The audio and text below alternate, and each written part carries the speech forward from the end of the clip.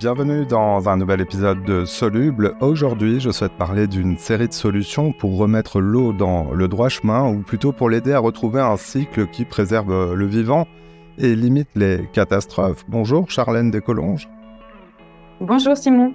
Tu es une ingénieure, hydrologue, conférencière, spécialiste dans la gestion de l'eau et du partage de cette ressource. Tu as signé un livre très pédagogique intitulé sobrement l'eau, qui est publié dans la collection Fake or Not chez Tana Éditions. On va parler de l'eau douce, si importante pour toutes les formes de vie. Tu nous diras pourquoi son cycle est déréglé, comment on pourrait modifier notamment l'aménagement du territoire pour limiter les problèmes de sécheresse ou d'inondation qui se multiplient. Tu as cofondé l'association pour une hydrologie régénérative. Mais d'abord, vous le savez, je me montre toujours curieux sur l'histoire de nos invités. Charlène, peut-on dire que tu as l'eau dans le sang, qu'avec elle tu es dans ton élément, et cela dès ton plus jeune âge? Parle-nous un peu de toi. Oui, tout à fait. J'ai eu la chance de grandir auprès des rivières. Mon frère est pêcheur à la mouche, donc je l'accompagnais très souvent sur les sorties au bord des rivières, au bord des lacs. Et on avait la chance d'aller dans le Jura, qui est un massif de calcaire extrêmement riche en rivières, en cascades. Et donc, très vite, en fait, j'ai été sensibilisée à la question de l'eau. Et puis, j'ai orienté mes études dans les sciences de la Terre et j'ai été prise de passion pour l'hydrologie. Donc, j'ai fait un master hydrologie. J'ai poussé un peu plus loin mes études pour avoir un double diplôme avec l'école des mines en tant qu'ingénieur. Et j'ai en fait toujours su que j'allais travailler pour préserver ce bien commun. Alors, ingénieur hydrologue, alors c'est pas forcément clair pour tout le monde, même si vous apparaissez de plus en plus souvent dans l'actualité, les personnes de ta profession. On t'imagine sur le terrain, les mains ou les pieds dans l'eau. En quoi ça consiste concrètement ton métier? Alors, le métier d'hydrologue, c'est à la fois d'être sur le terrain, effectivement, pour prendre des mesures, notamment des mesures de débit dans les cours d'eau. Donc moi, je dis souvent, on prend un peu le pouls de la rivière, hein, on voit à quel rythme son cœur bat, on peut dire ça comme ça. Et derrière, on travaille sur des modèles qui vont faire de la prévision en fonction d'une pluie donnée, de savoir quel débit va s'écouler dans la rivière, que ce soit pour les crues ou pour, au contraire, les sécheresses. Moi, j'étais plus sur les sécheresses, spécialisée dans ces questions-là. Mais j'ai en fait très vite, on va dire, quitté ce bord de la modélisation scientifique pour aller vers la question du partage de l'eau, la concertation, de la gouvernance, la politique de l'eau, qui est qui est très stratégique et qui nécessite aussi d'autres compétences d'ingénierie justement. Donc les métiers d'hydrologue, c'est cela. Ingénieur, c'est plus à concevoir des aménagements hydrauliques type souvent barrage ou seuil ou bassin ou voilà ce genre de choses. Et on en reviendra tout à l'heure hein, sur ces solutions. Mais voilà, moi je suis ingénieur et hydrologue pour avoir suivi les deux formations. Mais sinon, sur le terrain, ça ressemble à peu près à ça. Charlène Descolonges. Alors, j'en viens au problème qui nous réunit aujourd'hui, la crise de l'eau et l'eau au sens large. L'année 2023 a été la plus chaude depuis le début de l'ère pré-industrielle en France et dans le monde. Le sujet de l'eau surgit dans l'actualité de plus en plus souvent, notamment en France, dans l'Hexagone ou les territoires d'outre-mer, avec des sécheresses durables qui sévissent et s'étendent vers le nord du pays, ou encore parfois avec un trop-plein d'eau. Là, ce sont des inondations, des crues qui entraînent des destructions et font, hélas, parfois des victimes. Tu attires l'attention sur le rôle des activités humaines et de ses effets sur le cycle de l'eau. Peux-tu nous dire, à ceux qui coincent, en la matière, le réchauffement climatique n'est pas le premier responsable? Et non, effectivement, je dis souvent que le changement climatique va révéler les désordres qu'on a occasionnés sur ce grand cycle de l'eau, mais avant même d'avoir perturbé le climat, on a perturbé ce cycle de l'eau. Ceci à trois niveaux. Moi, je les catégorise en couleurs, l'eau verte, l'eau bleue et l'eau grise. L'eau verte, c'est toute l'eau qui est évapotranspirée par les plantes et on la mesure avec l'indice d'humidité des sols qui reflète un peu entre l'évaporation et ce qu'il y a dans les sols. Et ensuite, l'eau bleue, c'est toute l'eau qui est... donc l'eau verte, on la voit pas, hein, c'est un peu de l'eau invisible, c'est l'eau qui évapotranspirée par les plantes. L'eau bleue, c'est toute l'eau qu'on voit. C'est l'eau qui est pompée depuis les lacs, depuis les rivières, depuis les nappes. C'est l'eau qu'on perçoit tous les jours au quotidien. Et puis l'eau grise, c'est toute l'eau que l'on va polluer, que l'on va rendre indisponible parce que on va émettre de nombreux rejets polluants dans les hydrosystèmes. Donc, quand on cumule l'eau verte, l'eau bleue et l'eau grise, on arrive à ce chiffre astronomique de 24 000 milliards de mètres cubes d'eau par an. C'est l'empreinte eau annuelle de l'humanité. Donc, quand on cumule ces trois couleurs, c'est l'empreinte eau. Et l'empreinte eau annuelle de l'humanité, c'est 24 000 milliards de mètres cubes. Ça, c'est une étude de 2019 qui le renseigne et qui montre que ces 24 000 milliards de mètres cubes d'eau, c'est toute l'eau que s'approprient les êtres humains pour faire la nourriture, pour faire l'alimentation, produire de l'énergie aussi, l'électricité, produire tous les biens de consommation. Et en fait, voilà, c'est monstrueux, c'est énorme. 24 000 milliards de mètres cubes d'eau, c'est l'équivalent du débit qui s'écoule des fleuves aux océans. La moitié des débits, c'est déjà beaucoup. Et en fait, quand on regarde de plus près cette empreinte eau, on voit que l'impact qui a le plus de problèmes, qui génère le plus de problèmes sur le cycle de l'eau, c'est celui de l'eau verte. C'est celui de changement de couverture des sols. Plutôt que d'avoir une zone naturelle, une zone humide ou une forêt, eh bien, on va la convertir en un espace d'élevage ou monoculture ou un parking ou une zone d'activité, etc. Eh bien, tout ça, ça va contribuer à modifier le processus hydrologique. C'est-à-dire l'eau de pluie qui va tomber à la surface d'un sol ne va pas pouvoir s'infiltrer ou pas correctement. Et donc, on va avoir un changement d'état de l'humidité des sols. La goutte d'eau va pas pouvoir s'infiltrer, donc va ruisseler. Et donc, on accélère ce cycle de l'eau en surface, ce qui aussi occasionne une baisse de la recharge des aquifères. Donc, en fait, on a déjà déréglé l'ensemble du cycle de l'eau verte et de l'eau bleue. Et on parlera un peu plus tard du réchauffement climatique qui emporte aussi des conséquences. L'eau, tu le disais, est un bien commun, ou en tout cas on aime à le penser et le dire. On va voir que c'est pas toujours mis en œuvre de cette manière. L'eau est essentielle, en tout cas pour tout ou presque. L'agriculture, l'industrie, le secteur de l'énergie, les citoyens évidemment, dans leurs usages quotidiens domestiques, on le sait tous, on a tous besoin d'eau. Assiste-t-on déjà en France à ce que l'on appelle des conflits d'usage de l'eau? Est-ce qu'elle manque et on doit choisir, arbitrer? Oui, dans certains secteurs, on choisit déjà, on se rappelle les Pyrénées-Orientales qui sont encore en tension de sécheresse.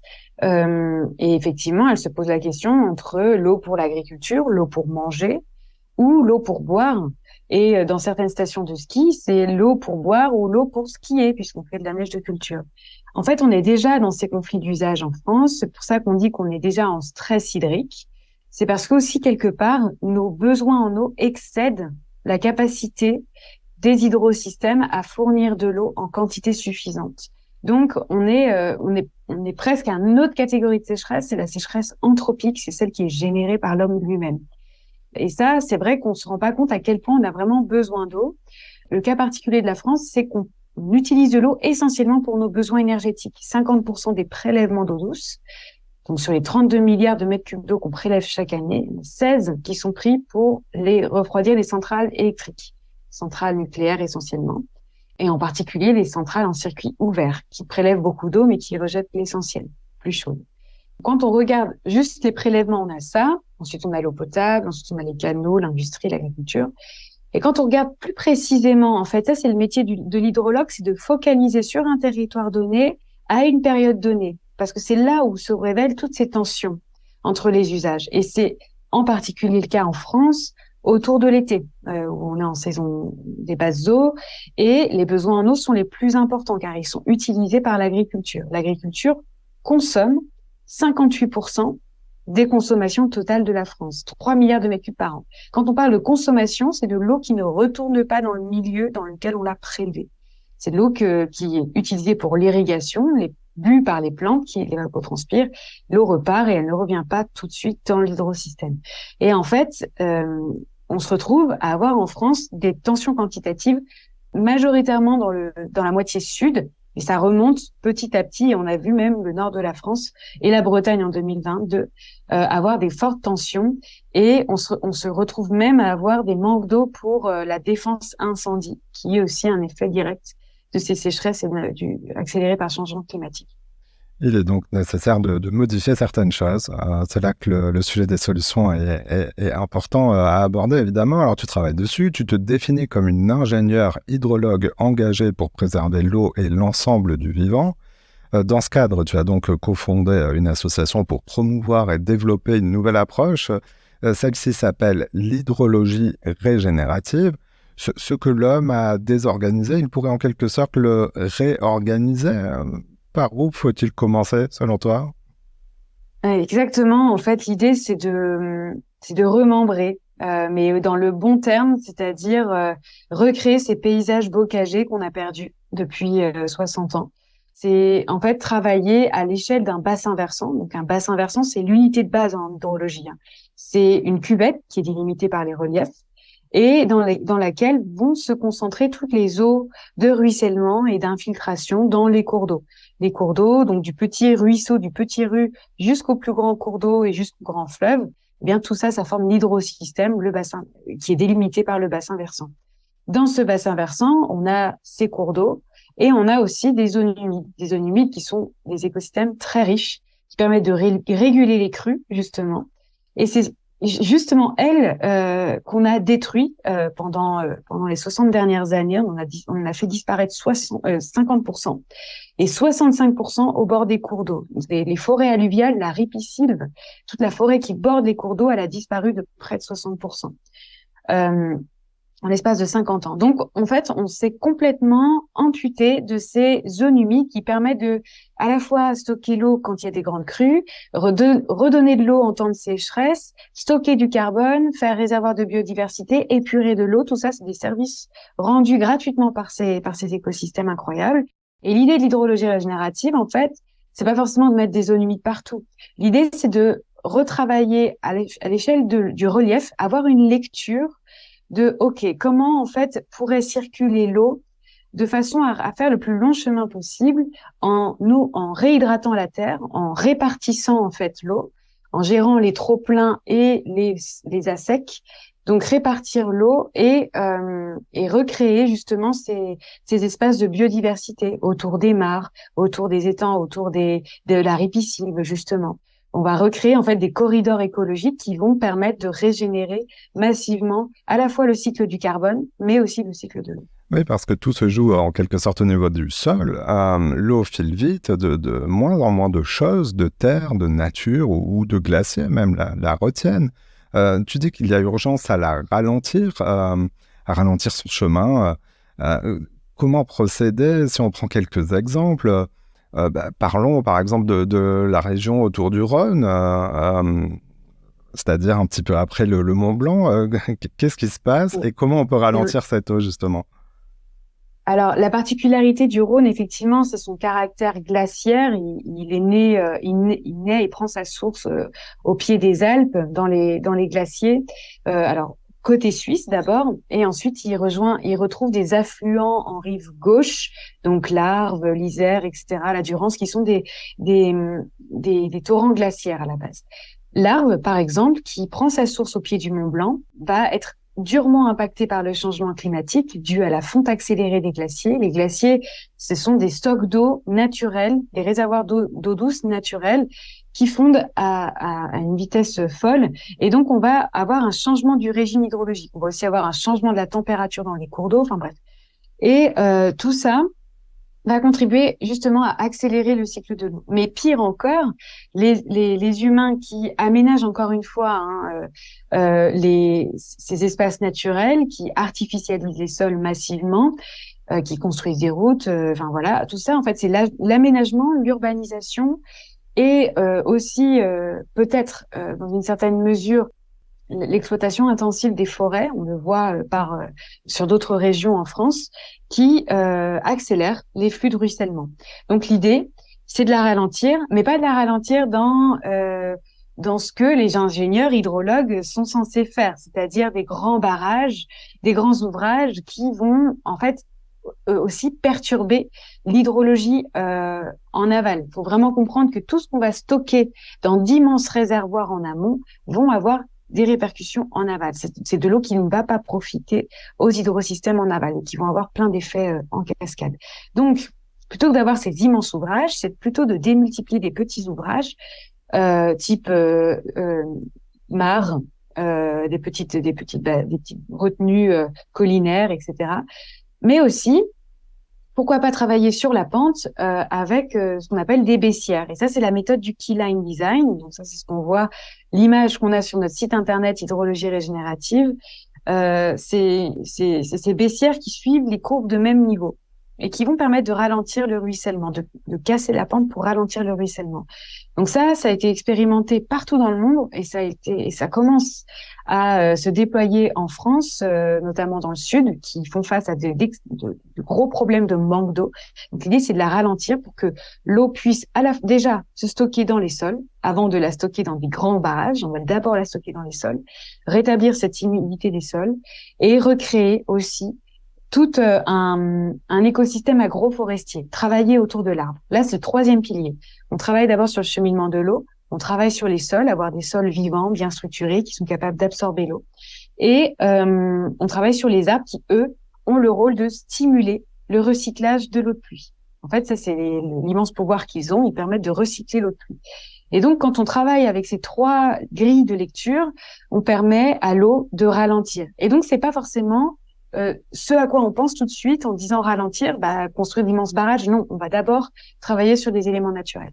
Et peut-on ralentir cette eau dans l'environnement urbain dans lequel beaucoup de personnes nous écoutent il y a beaucoup de bitume. Comment faire dans ces cas-là? Oui, alors c'est vrai que tout ça, on pourrait se dire, ça, c'est pas vraiment notre ressort, c'est plutôt le ressort des élus qui aménagent le territoire. Mais on peut tous, en fait, le faire. Alors, si on a la chance d'habiter à la campagne, on peut le faire. On peut aussi en parler autour de soi, les agriculteurs, mais les élus et ceux qui habitent en ville peuvent faire pression sur les élus pour débitumer les villes, de revégétaliser massivement les villes. C'est ce qu'on appelle la désimperméabilisation. Ça passe par deux choses. Déjà, déconnecter certains réseaux. Il y a des réseaux d'assainissement et des réseaux pluviales qui sont connectés, donc il faut les séparer.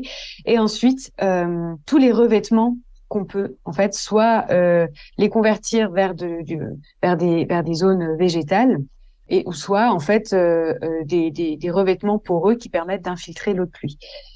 Donc ça, il y a énormément de choses qui sont faites et déployées dans les villes. La métropole de Lyon, par exemple, elle travaille beaucoup là-dessus. Paris a affiché une ambition de revégétaliser massivement, mais ça demande de la place. Et ça, cette place, elle va prendre finalement le pas sur des infrastructures routières, par exemple, qui ont pris énormément de place sur les parkings, sur les routes, etc. Et certains urbains peuvent même découvrir des jardins de pluie. Qu'est-ce que c'est ? Les jardins de pluie, ce sont des bassins d'eau, temporaires de rétention temporaire, qui vont collecter justement toutes ces eaux de ruissellement et vont les acheminer dans une cuvette qui est en général aménagée dans des espaces verts, des terrains de jeu, de promenade, etc. L'eau, tu parlais des élus, est un sujet politique, systémique même, selon de nombreux points de vue, mais si nos modes de vie pèsent sur cette ressource, les citoyens qu'ils souhaitent peuvent-ils agir pour limiter leur impact? Je pense à la notion de sobriété. Comment la mettre en œuvre du point de vue de l'eau dans son quotidien? Cela passe-t-il par des petits gestes ou des changements plus conséquents dans ses modes de vie, dans ses achats, dans son alimentation? On a du mal parfois à se situer.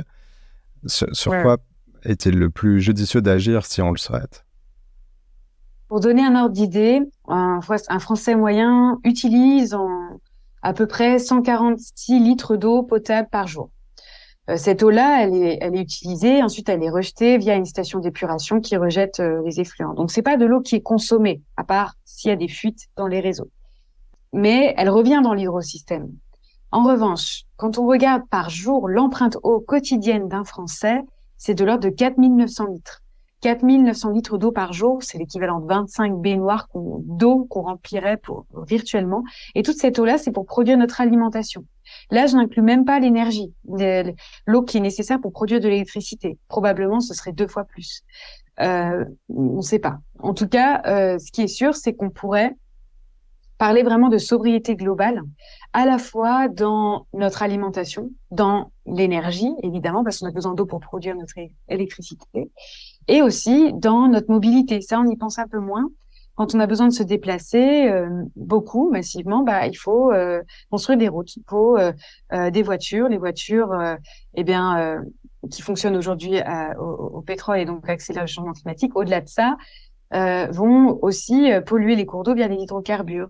En fait, on a besoin de voir les choses dans leur ensemble et l'impact de tous de nos modes de vie finalement sur le cycle de l'eau, tant sur l'alimentation, parce qu'on a compris donc cette empreinte eau est largement dominée par notre alimentation, 80%, et c'est essentiellement un régime carné. Plus on mange de la viande, plus et de la viande rouge, plus on a une empreinte eau qui est riche parce que voilà, c'est un aliment qui est riche en eau virtuelle, eau virtuelle, pardon. Donc ça veut dire changer notre assiette et pour ça va être l'idée, c'est de donc réduire la viande, végétaliser et relocaliser et avoir aussi une agriculture paysanne, locale, le plus possible.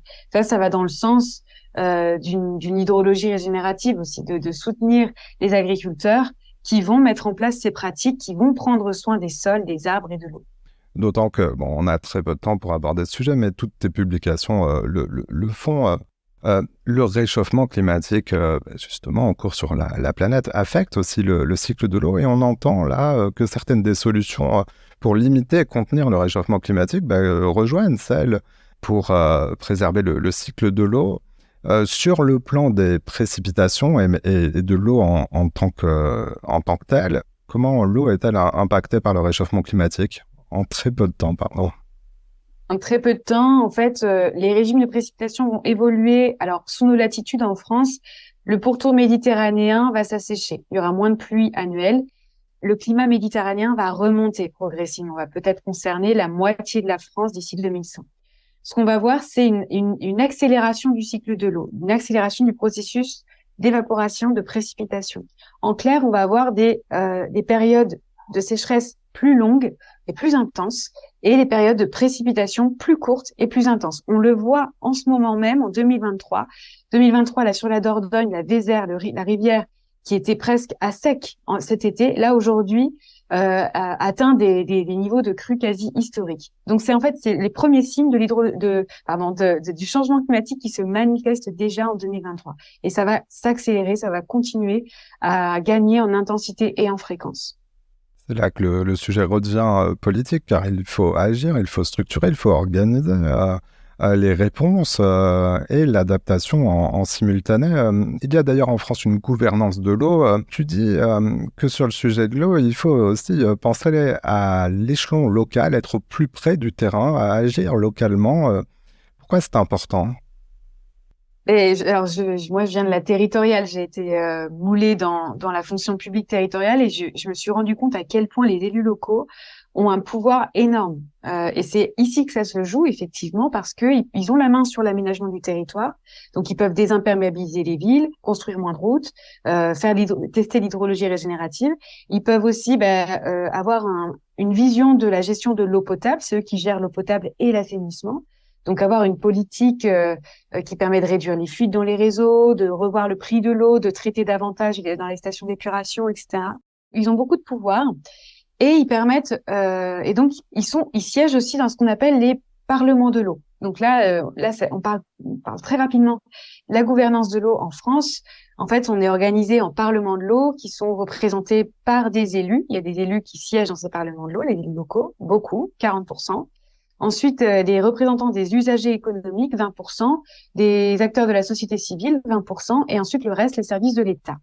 Et donc, ces parlements de l'eau décident de toute la gestion stratégique de l'eau à l'échelle des bassins versants, à l'échelle des grands bassins, des 6 grands fleuves, et à l'échelle des sous-bassins. C'est ce qu'on appelle les commissions locales de l'eau. Les petits sous-bassins sont gérés par les commissions locales de l'eau. La volonté du gouvernement, c'est de couvrir toute la France en commission locale de l'eau. Et c'est une très bonne chose parce que ça permet de faire du dialogue et de concerter l'ensemble des usagers avec les élus, avec les citoyens, avec les services de l'État. Mais par contre, il va falloir aller plus loin en intégrant la question de l'intérêt des rivières, des intérêts des rivières et du vivant d'une manière générale.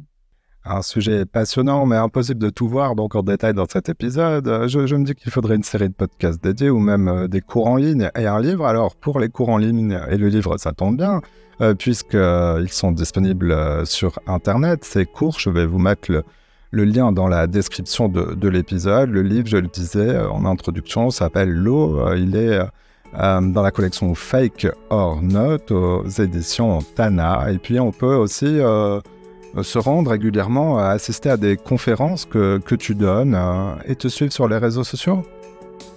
Oui, tout à fait, sur LinkedIn essentiellement, et sur mon site internet. Charlène Descolonges, merci d'être passée dans Soluble. Merci beaucoup, à bientôt. Voilà, c'est la fin de cet épisode. Si vous l'avez aimé, notez-le, partagez-le et parlez-en autour de vous. Vous pouvez aussi nous retrouver sur notre site internet csoluble.media. À bientôt.